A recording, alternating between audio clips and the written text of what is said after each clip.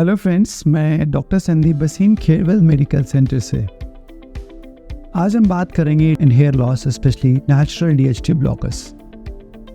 तो आप सब जानते हैं कि जो एलोपेशिया एंड्रोजेनाइटा है यानी मेल पैटर्न बाल्डनेस है, इसका मेन रीज़न है हमारे बॉडी में हार्मोन्स। तो एग्जैक्टली कैसे हार्मोन्स बाल्डनेस कॉज करते हैं, आइए इस पे हम डिस्कस करते हैं।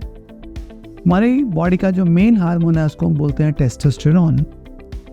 और टेस्टोस्टेरोन एक एंजाइम होती है 5-अल्फा रिडक्टेस। जब टेस्टोस्टेरोन पे काम करती है तो वो डाईहाइड्रोटेस्टोस्टेरोन मॉलिक्यूल, जिसको डीएचटी बोला जाता है, फॉर्म करती है। डीएचटी जाकर हेयर फॉलिकल्स पर अटैच होती है, उस पर रिसेप्टर्स होते हैं, टाइप 1 टाइप 2 रिसेप्टर्स। और ये जो डीएचटी है, डाईहाइड्रोटेस्टोस्टेरोन, ये फॉलिकुलर शीथ यानी कि जो हेयर शीथ है उसको धीरे धीरे कमज़ोर करती है और स्लोली वो बाल पतला होता जाता है एंड विद टाइम वो बाल शेड हो जाते हैं। तो जितना डीएचटी का लेवल ज़्यादा होगा या बाल सेंसिटिव होंगे डीएचटी के लिए, उतना ज़्यादा बालों की थिनिंग होगी, हेयर लॉस होगा और उतनी ज़्यादा बाल्डनेस होगी। इस चीज़ को हम बहुत अच्छे से समझते हैं। एलोपैथिक प्रैक्टिस में डीएचटी ब्लॉकर्स फिनेस्ट्राइड और ड्यूटेथराइड के नाम से इस्तेमाल किए जा रहे हैं और बड़े लेवल पे दिए जाते हैं। लेकिन एक बहुत बड़ा कंसर्न लोगों के माइंड में रहता है, क्या हमें डीएचटी ब्लॉकर्स यूज़ करने चाहिए, क्योंकि उससे पर कुछ स्टडी कंट्रोवर्सीज हैं कि वो सेक्सुअल इश्यूज कॉज कर सकता है, इंसुलिन रेजिस्टेंस कॉज कर सकता है, किडनी के ऊपर बुरा असर कर सकता है। ऐसे डीएचटी ब्लॉकर्स के ऊपर डिफरेंट कंसर्न्स उठकर सामने आते रहे हैं।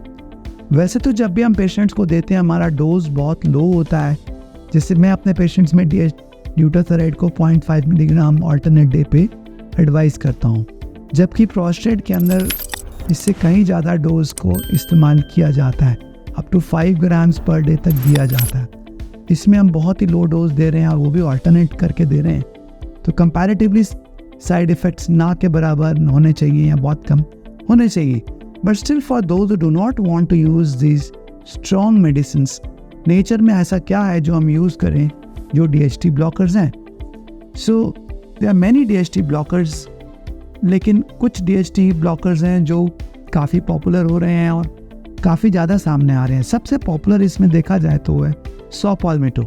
सॉ पाल्मेटो एक हर्ब है और उसको काफ़ी स्ट्रॉन्ग डीएचटी ब्लॉकर माना जाता है। इस पर काफ़ी पेपर्स पब्लिश हुए हैं कि प्रोस्टेट का साइज़ कम करने का अंदर भी हेल्पफुल है।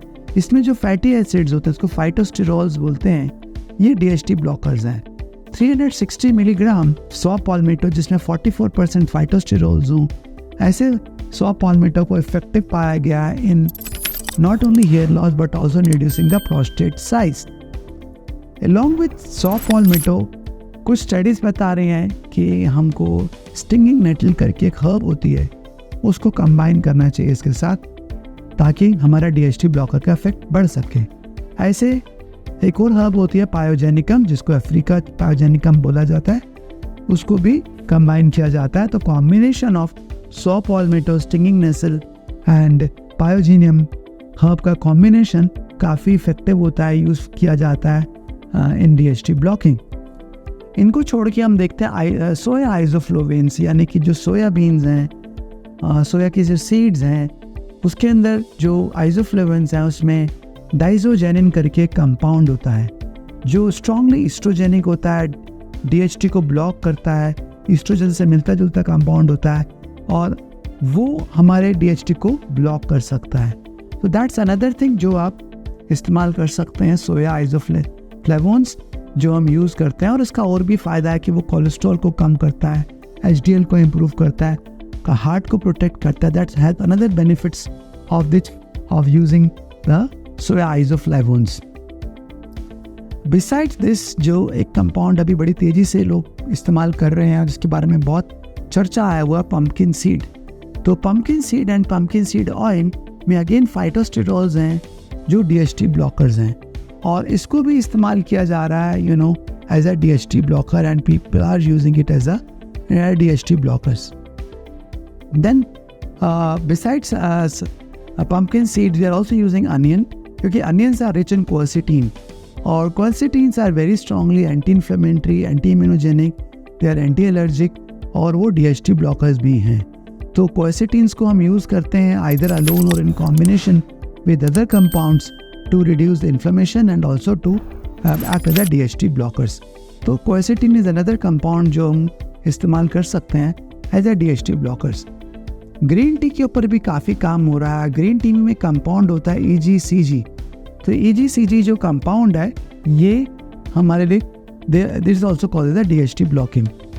जैसे ब्लैक टी के अंदर जो हमको मिलते हैं थियोफ्लेविन्स मिलते हैं या थियोरोबिन्स मिलते हैं, ये हमारे DHT ब्लॉकर्स होते हैं। सो ब्लैक टी को भी इस्तेमाल किया जा सकता है as DHT blockers.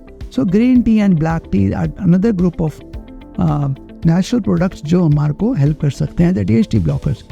Besides this we find that dates can also help as DHT blockers, और वो हमारे DHT को ब्लॉक करने में हेल्प कर सकते हैं। देन